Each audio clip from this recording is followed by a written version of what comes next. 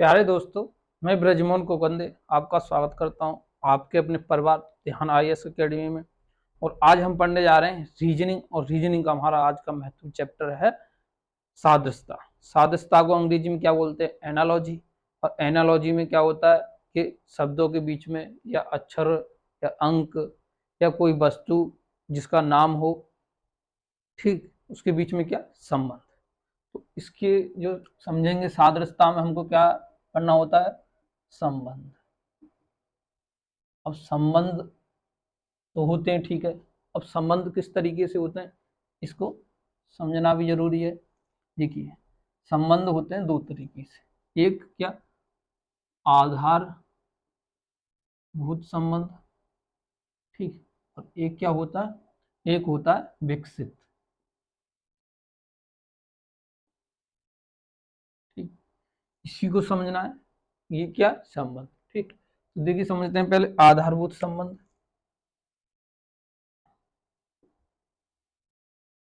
आधारभूत संबंध, आधारभूत संबंध जैसे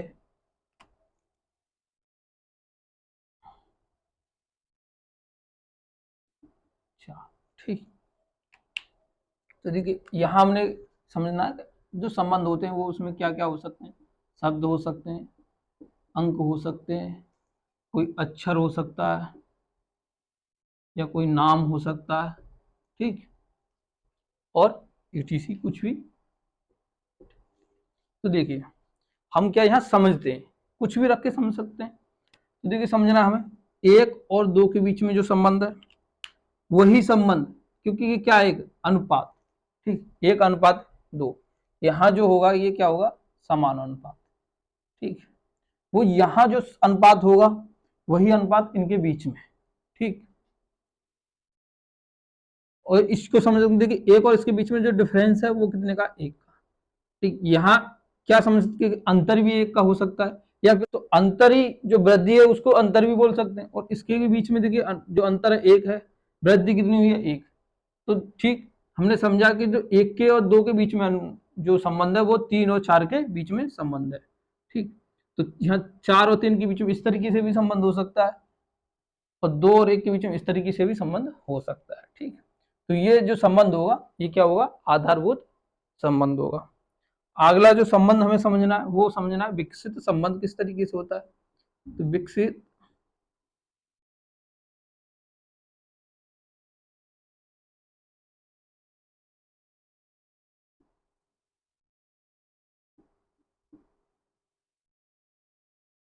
विकसित संबंध समझना है। देखिए, विकसित संबंध समझने के लिए हम किसी इसी उदाहरण को लेते हैं।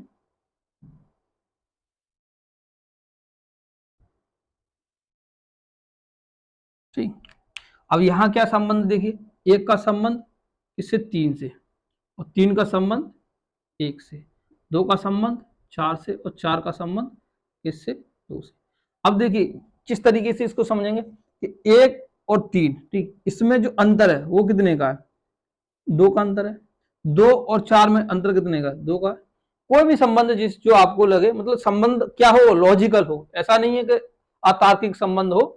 तो जो संबंध तार्किक होगा, अगर इस और इसके बीच में संबंध है और दो और चार के बीच में संबंध है, ये क्या? एक विकसित संबंध है, ठीक। तो ये दो तरीके के हम संबंध समझे, ठीक। आगे इसी में अब हम समझेंगे क्वेश्चन, और किस टाइप के क्वेश्चन पूछे जाते हैं, ठीक। तो देखिए, टाइप हमारा जो आज का है, अभी जो पहला टाइप है वो है हमारा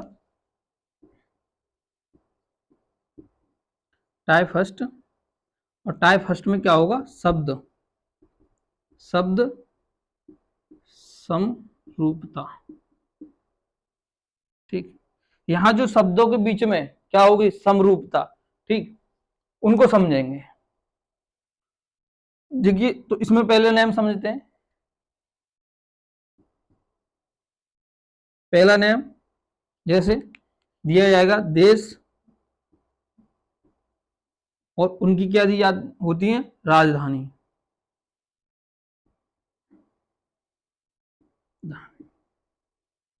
ठीक। जैसे देश दिया है भारत, और इसकी राजधानी क्या है? नई दिल्ली। ठीक, ये तो हमें मालूम है कि भारत क्या एक देश है और जो भारत की राजधानी क्या है, नई दिल्ली। ठीक, ये इसका संबंध हुआ। अब जो क्वेश्चन पूछा जाएगा वो किस तरीके से पूछा जाएगा, देखिए जैसे यहां दिया जाए हमारे लिए अमेरिका। ठीक, और अमेरिका की क्या दे रखी है, राजधानी, तो क्या है, वाशिंगटन डीसी। ठीक, और यहां दिया है हमारे लिए क्या, आपको कोई देश दे दिया जैसे नेपाल, और यहाँ क्या, प्रश्नवाचक चिन्ह। अब इसमें पूछेगा, अब हमको रिलेशन ज्ञात करना है। ठीक, कि अमेरिका की क्या, वाशिंगटन क्या है, वाशिंगटन जो क्या है, डीसी क्या है, राजधानी। अब यहाँ पूछ हमें रिलेशन निकालना क्या है, यहाँ तो इसकी क्या पूछा, राजधानी, तो यहाँ भी तो हमको इसकी राजधानी बतानी है। तो देखिए इसी तरीके से अब वहां हमको क्या देगा, 4 ऑप्शन देगा, 4 विकल्प देगा, और विकल्प में 4 क्या होंगी, राजधानी हो सकते हैं, कुछ मुख्य जो नगर होते हैं उनके नाम हो सकते हैं। ठीक, तो वहां जहां नेपाल की जो राजधानी है, जो आपको ज्ञात है या मालूम है, आपको याद है, तो आप उसमें टिक लगाएंगे। ठीक, तो जैसे यहाँ क्या है, नेपाल की राजधानी ढाका। ठीक, ये हमने क्या समझा, नेम जो हमारा ये है फर्स्ट नेम। ठीक, ये हमारा फर्स्ट नेम है। ठीक, आगे समझते हैं दूसरा नेम। तो इसको आप क्या करना है, नोट कर लीजिए। जो सादस्यता के अंदर जो हमारा आधारभूत और विकसित संबंध होते हैं, उसमें टाइप हमारा फर्स्ट है, शब्दों की क्या, समरूपता। ठीक, उसी में हमने बताया पहला ने देश और उनकी राजधानी है। अगला जो हम समझते हैं जो नेम क्या, दूसरा,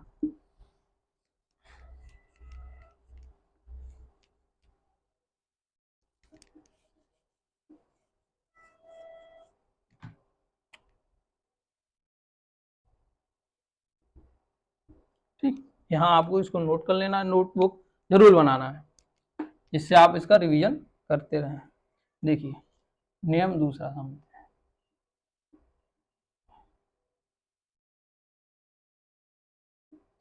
नियम दूसरे में क्या होगा, राज्य होंगे, और राज्यों की क्या होगी, राजधानी।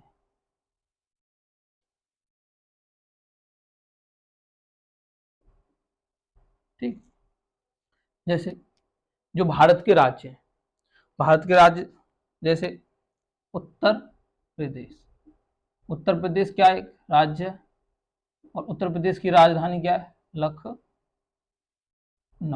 ठीक, अब आपको क्वेश्चन किस तरीके से दिया जा सकता है, देखिए यहां दिए बिहार, बिहार। ठीक, उसके बाद में पटना। ठीक, और आपको यहां दिया है क्या,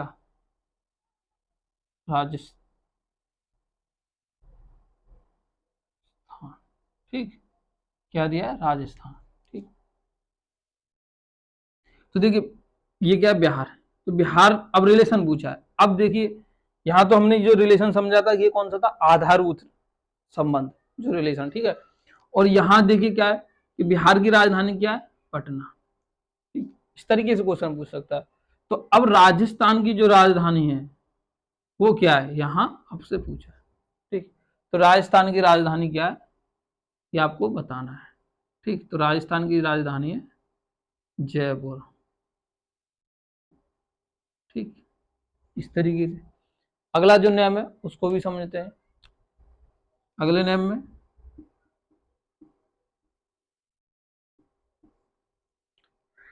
देश, और देश की क्या होगी, मुद्रा। ठीक, अब देखिए जो देश होते हैं उनमें जो क्रय विक्रय के लिए जो उनकी सेंट्रल बैंक होती हैं वो क्या चलाती है, मुद्राएं। तो हर देश की अपनी अपनी मुद्राएं होती है।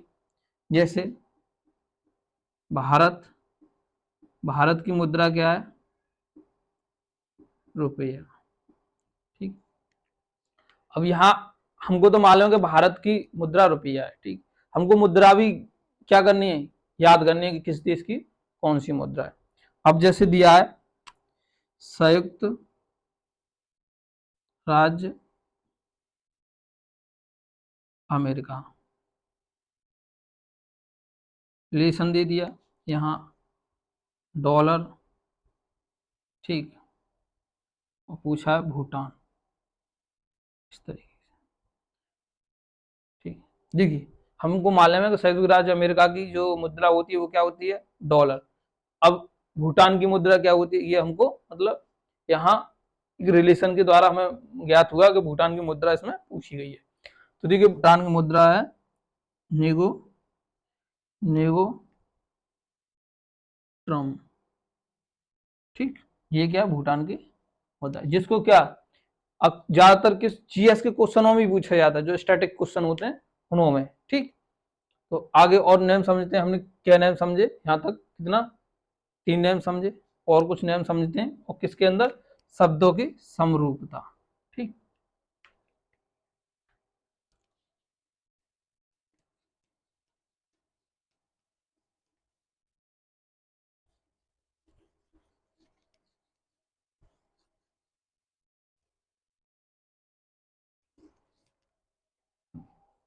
तो अगला नेम जैसे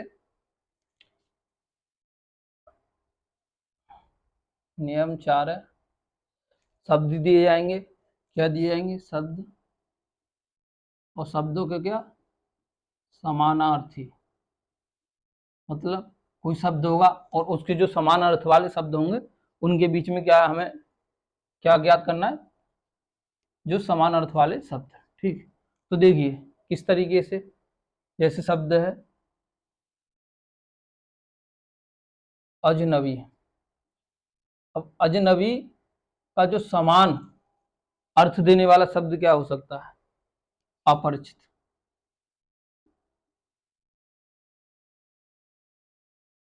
ठीक। इस तरीके से इसमें क्या होता है, शब्द पूछे जाते हैं, जैसे ईर्षा, ईर्षा, ईर्षा का क्या हो सकता है, द्वेष, ठीक, द्वेष, ठीक। और आगे जो अगला नेम और समझते हैं, अब इनका जो क्या है देखिए समान अर्थ है, ठीक। अगला नेम क्या, 5वां नेम है, शब्द होंगे और शब्द क्या होंगे, विपरीत अर्थी, ठीक। जैसे हार, और हार का जो विपरीत होता है वो क्या होता है, जीत, हार का क्या होता है विपरीत, जीत। जैसे शांति, शांति का होता है क्या, अशांति, ठीक, अशांति, ठीक।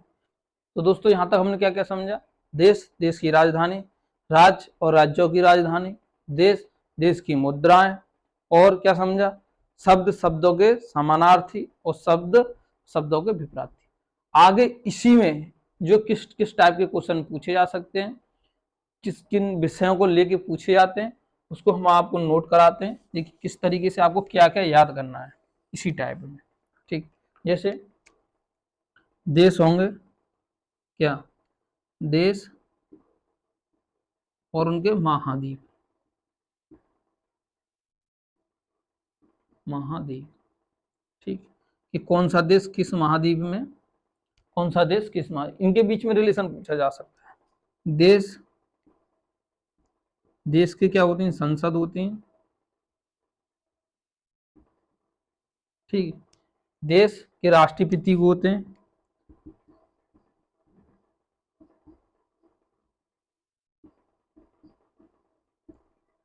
राष्ट्रीय क्या पशु,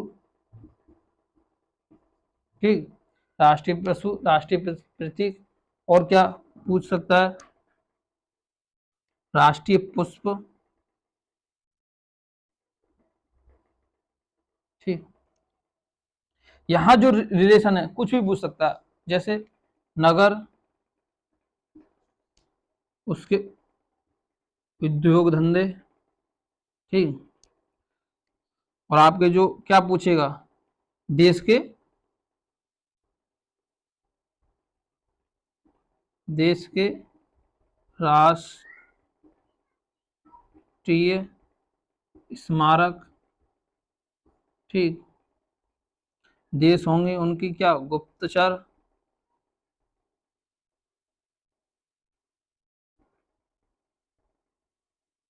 संस्थान, ठीक।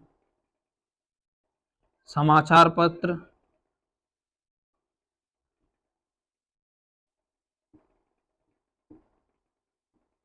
संस्थापक,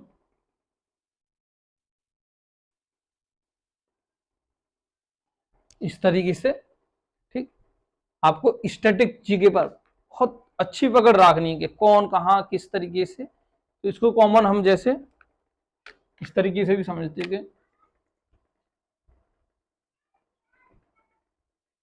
कौन कहाँ, ठीक, इस तरीके से।